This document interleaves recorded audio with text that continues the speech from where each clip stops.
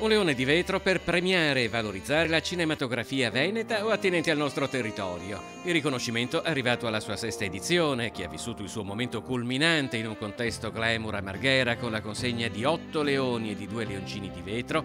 Si avvale da quest'anno della partnership della Treviso Film Commission, che come ogni anno in occasione del Festival del Cinema ha presentato produzioni cinematografiche sostenute sia attraverso supporti finanziari che con le proprie attività di land producing. Un'attività che ha già al suo attivo oltre 50 film girati nella provincia di Treviso e recenti richieste di nuove produzioni arrivate da Inghilterra, Brasile e Cina. A consegnare i premi anche Luigi Bacialli, presidente della Fondazione Veneto Film Commission, l'assessore regionale Federico Caner e l'attore Fabio Testi. Tra i riconoscimenti il premio per la miglior regia e sceneggiatura è andato a Maximiliano Hernando Bruno per Redland, Rosso Istria, miglior attore a Simone Montedoro per il film Destini, ex come fratelli e miglior fotografia a Massimo Moschin per Finché c'è Prosecco c'è speranza.